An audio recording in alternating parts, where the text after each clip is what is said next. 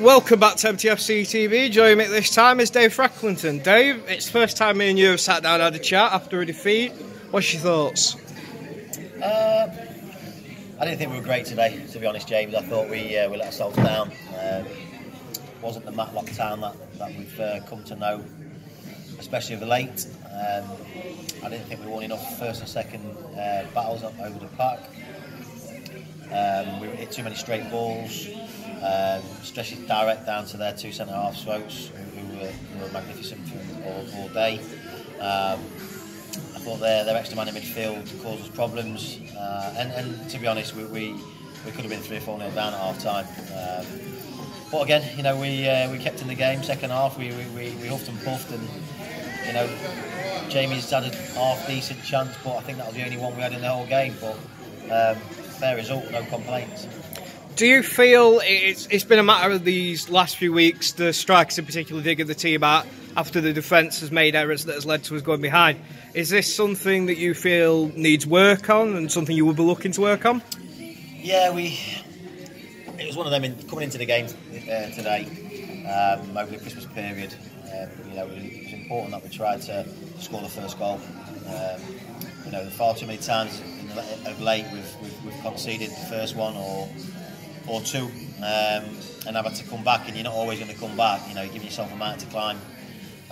So we need some work to do on that. We need to get back to some kind of shape and some pattern, and just get back to basics. But I can't be too critical of the players. You know, that's our second defeat in the last 16 games, and that's some form that. You know, Gainsborough, good team, good experience, and let's be right about it. You know, they should be challenging for the title. Never mind being outside the playoffs. So you know, on the back of 3 defeats coming into this game, so probably again, you know, they were always going to be up for it. We probably wasn't at the levels we should be.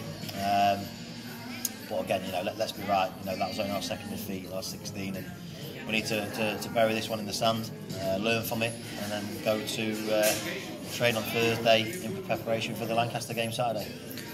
Well, that's it. Streaks are made to be broken. Sadly today, from the Gladiators' perspective, there was one that was broken.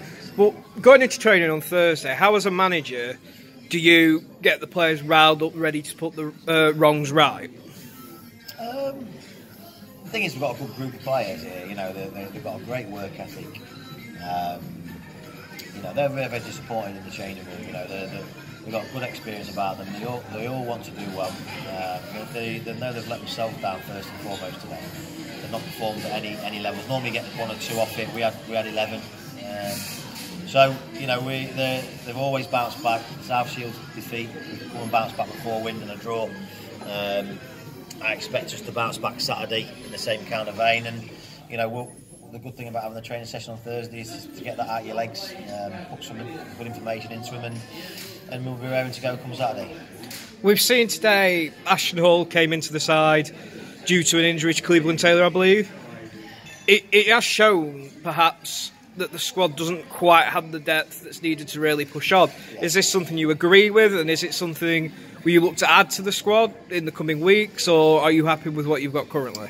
Yeah, I'm happy with the squad we've got currently. It's just sometimes, you know, we were a little bit short in there today in midfield. You know, Nathan White and Cleveland Taylor have been a massive part of our success of late.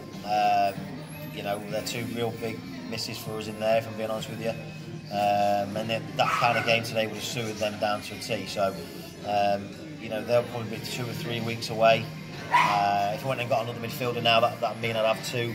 Michael Williams is only around the corner, with Vince not far away. So we have got good players in there. It's just, unfortunately, we've got 3 or 4 of them out this at the same time. So we want to improve. We want to improve the squad. We want to improve the team.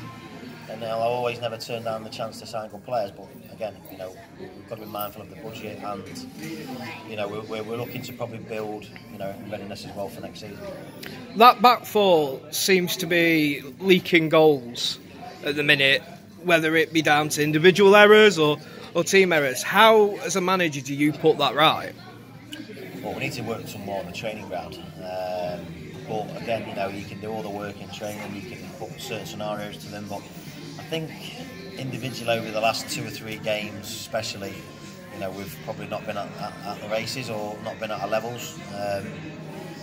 Again, you know, we've had to make a change at half time, and you know, we're just not quite there at the moment. Like, we need some work to do on the training ground, and once we get some ideas into them and getting back some confidence into defending properly. And let's be right about it, you know, we could have been 3 or 4 down at half time, and that's not down to really good play from them. It's down to decision making, individual errors, and being mentally switched on at all times. You know, turning balls under no press into good balls that we counter on. But we were, like I said, we weren't very good today, and we need to get the training ground.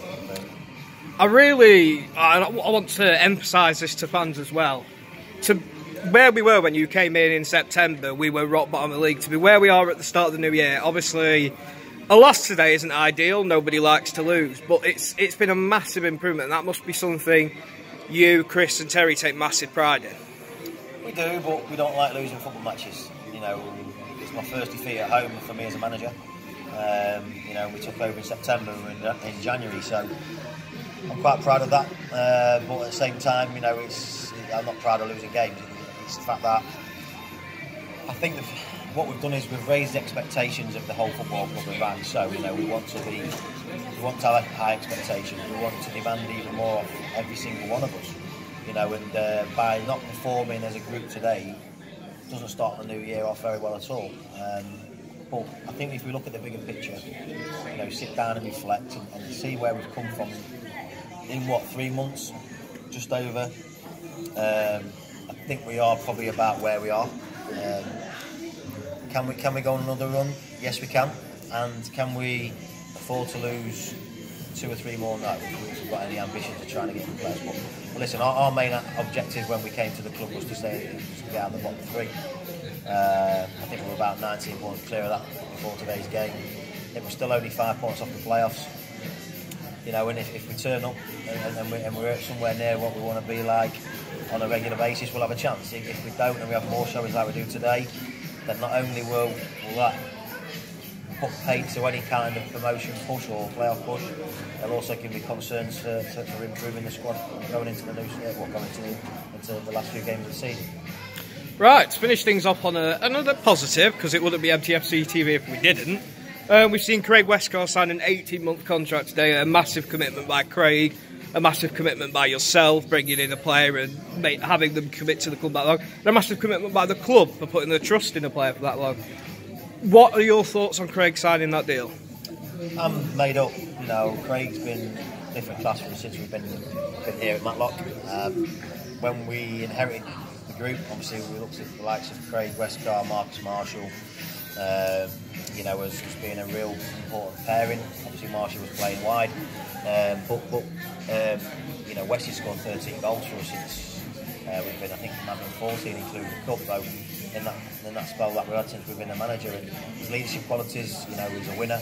He's still hungry at this age to be the best at what he can bring to the table. Trains well, good pro, and we needed a lot more like Craig Westcar. But you know, importantly, Craig wanted to be here. You know, wanted to be part of it, and we've been in talks now for probably 3 or 4 weeks. But it was now was the right time. We wanted to start the new year with positive news, and you know, we're delighted to have him on board. I just want to thank the chairman of the board for allowing us to get this deal done. And again, you know, we're putting small building blocks in place, and hopefully we'll have some more good news in the next few weeks about other players, and depending on performances. You know, we're 3 months into a long-term plan, and we want to keep building and keep getting better and better. And by adding the likes of Craig Westcar and 1 or 2 others, we're only going to do that. Right, thank you very much, Dave Frecklington. Thank you.